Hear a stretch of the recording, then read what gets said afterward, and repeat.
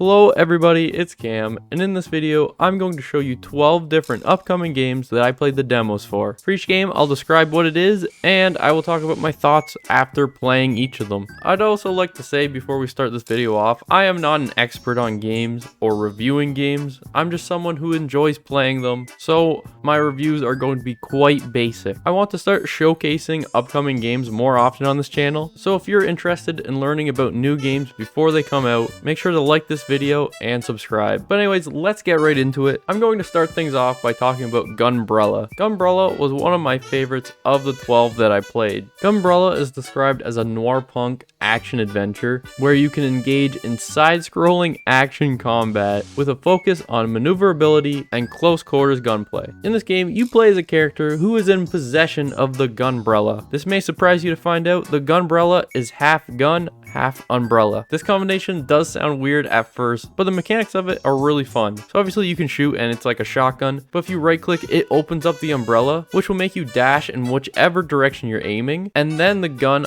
becomes a shield. On top of this, if you time it correctly, you can actually deflect bullets back at people. There's also wall jumping in this game, so that mixed with the dashing of the umbrella makes the movement feel really satisfying. While playing, you're also able to find other ammo types to put in your Gumbrella. You have infinite shotgun ammo, but you can also put rifle ammo in there so that you can shoot further, and there were also grenades in the demo. Past this, you can find healing items such as medkits that would restore all your hearts, or food items that would restore some, depending on what food item it was. So this mixed with your ammo types meant there was a little bit of resource management, but nothing too complex.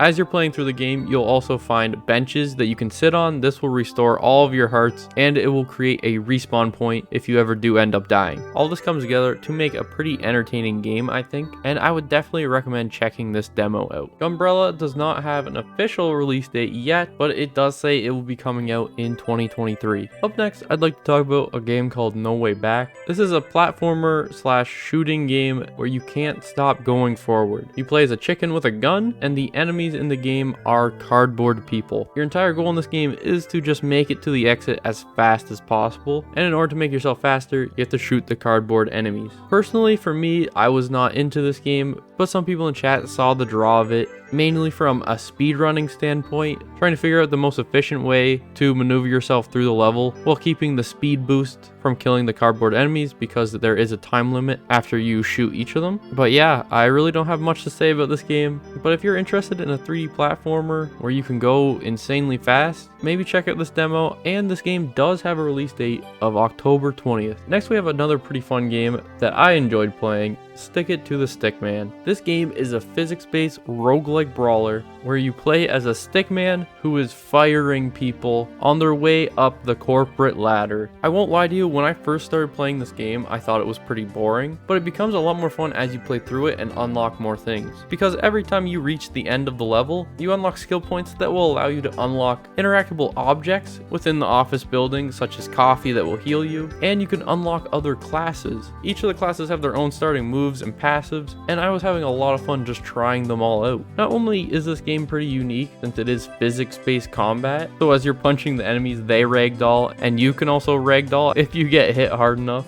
but it's also unique with how your attacks work. You'll see each of your attacks showing up at the bottom of the screen, all in order. So every time you press the attack button, it'll cycle through to your next move. Some of these moves even have ammo, like the throwing knife or some of the guns. So once you're out of ammo, it will skip over this move until you find more ammo. As you're making your way through the level, you can also find presents or doors that will allow you to select one of a few randomized options, such as adding another move into your moveset, healing yourself fully, allowing yourself to heal every time you re-roll these options, or lastly, there is the possibility to upgrade your moves. This is another cool aspect of this game, where if you have a move such as the teleport, you can upgrade it to the black hole, meaning when you use this move, you're not just teleporting anymore, you're making a black hole that is super strong, by the way. You can also upgrade your gun into a machine gun, or coffee into an energy drink. There's so many different options, so many different combinations, and this demo doesn't even show it all off. I thought this game was super fun, and it's only going to get better. Once you're able to play the full game, there's going to be a bunch of different maps. It looks like you'll be able to drive vehicles. I'm super excited for this one, and I definitely recommend checking it out.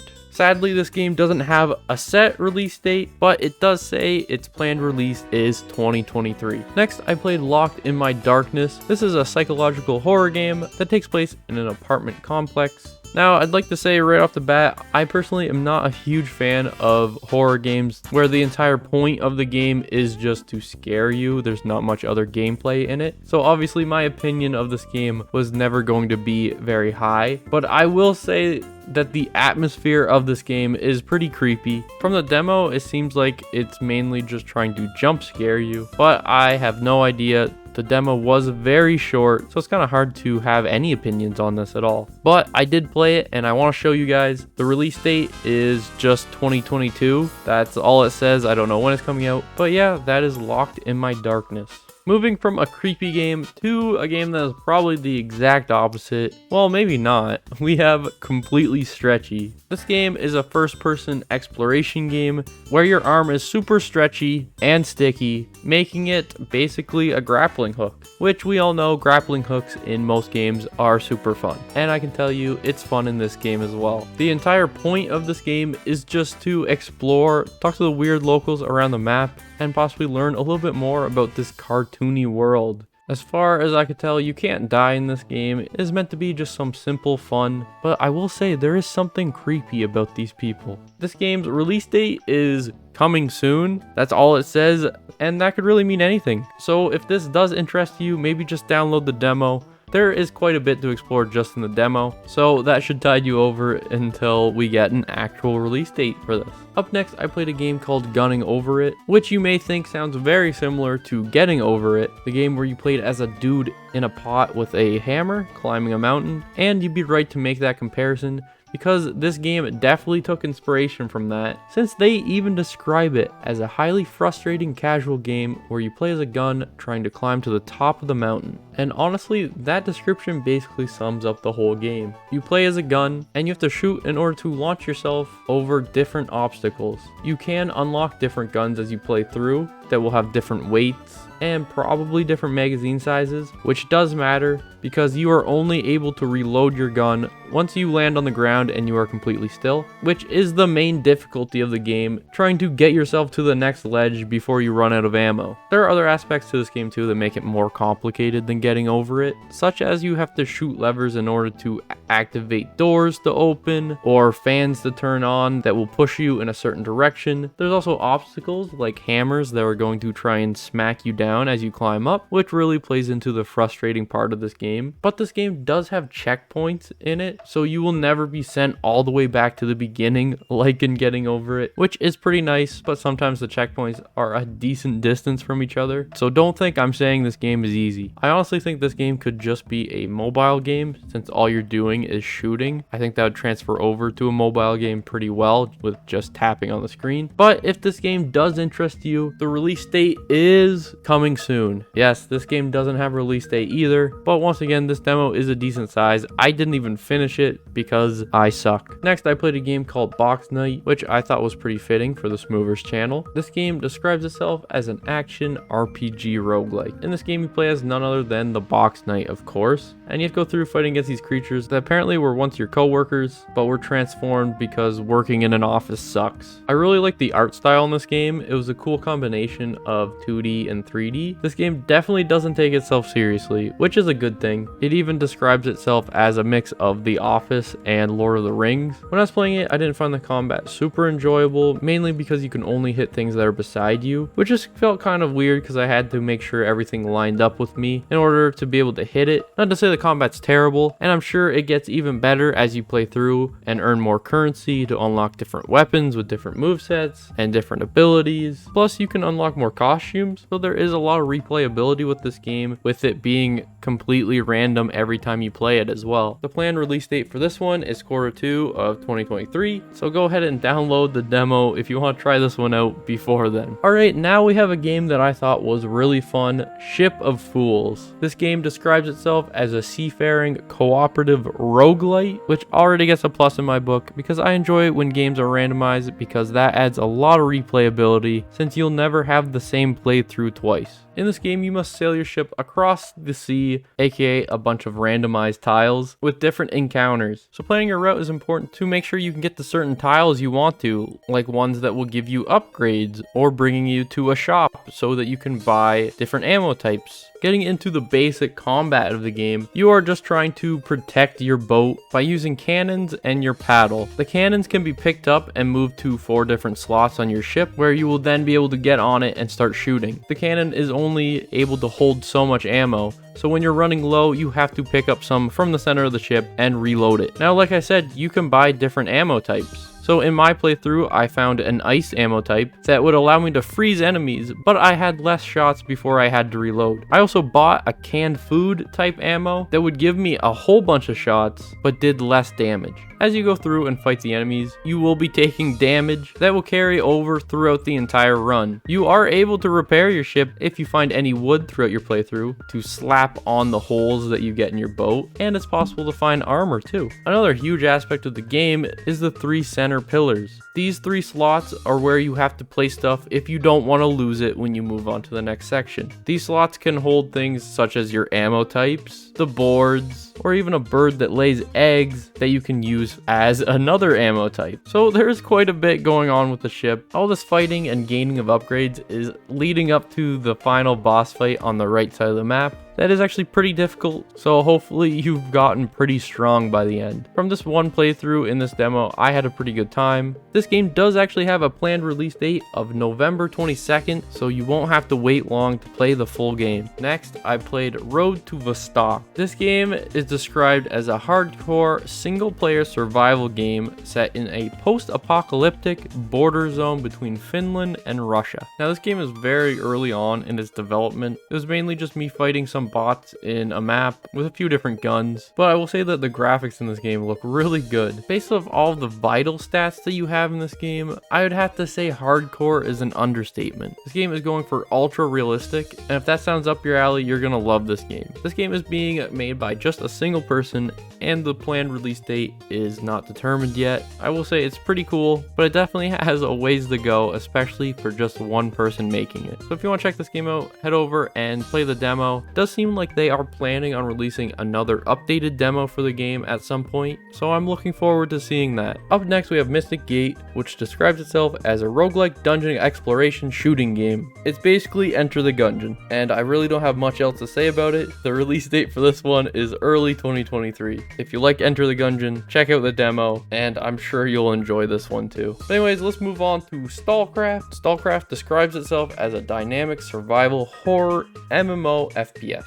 As I was playing through the demo, chat kept saying that this basically looked like Minecraft with a bunch of mods, and I would have to agree, but that's not a bad thing. I felt like the weird combination of realistic guns with Minecraft-like characters was a cool combination, and overall I had a pretty good time during the prologue. Once you start this game after the tutorial, you have to pick a faction, and then you are put into your home base with a bunch of other real people. This home base is where you'll be able to sell your items that you find while looting out in the world, and also buy new weapons. It looks like you can buy food, but I couldn't tell if there was a hunger system in the game yet. Before you can use the shop or sell your items, you will need to do a few quests, and then after that you will have to keep doing quests in order to improve your relationships with people around this camp and unlock more items. After completing a bunch of missions, it does seem like you're able to upgrade your camp as well, but I have no idea how any of that works. The map seems pretty big, the concept for it seems pretty cool. One thing I found a little annoying, and everyone else in the lobby found it annoying as well, was that there was this weird event that happened that caused an earthquake and turned everything red. The only way to survive this was to go underground or maybe even into a building, but we were all stuck there until it ended, and this event lasted a decent amount of time. Now, this did force us to interact with each other, which was pretty fun, but I am wondering how often these events are going to happen. Maybe it was is super rare. There's also these invisible tornadoes around the map that you have to throw bolts as you're walking in order to know they're even there, because if you walk into any of these invisible tornadoes, you just instantly die. So the entire time I was walking around, I was throwing bolts, and it just felt weird. It might just be that I'm super new to the game and these invisible tornadoes are actually a little bit more obvious. I'm not sure, but in the end, I do think this game is interesting and worth checking out. The release date for this one is autumn 2022, so the full game will be coming out pretty soon. All right, now on to the last game of the list, Tabernacle. Now, this was actually one of my top games of the 12 games I played. I enjoyed this one. It's a tower defense game, but you play as a dwarf and you have to gather the supplies to build your towers and upgrade them as the waves come in. So this means going around and chopping down trees, mining ore, smelting the ore, and using a tool bench to craft materials into other things that you need for upgrades and such. In this game, you're fighting against waves of wasps, which can have elemental powers, and they will also shoot at you, which could end up freezing you, which will cost you precious time, and they can also knock you around. Overall, I thought the gameplay was pretty fun, and I thought it was really fun learning about the different upgrades of the towers, such as the bomb tower, where if you upgrade it 2 times, it will start spewing out these bombs that you can pick up and throw, or pick up and place anywhere on the track. Now, I played this game alone and had a good time, but obviously this game would be so much more fun playing with a group of friends. The planned release date for this one is 2023, so if you want to try it out before then, check out the demo. And if you want to support the creators, add it to your wish list to let them know that you are interested in this game,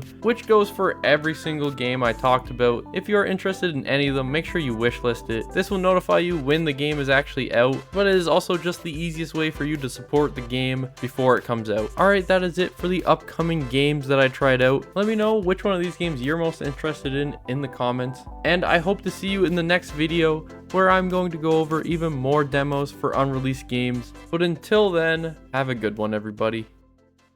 In the game, you're fighting against wasps. In the game, you're fighting against a group of wasps. In the game, you're fighting against a group of wasps. Wasps. Wasps. Wasps. Wasps. Wasps. Wasps. Wasps. Wasps. Wasps. Wasps. In the game, you're fighting off wasps.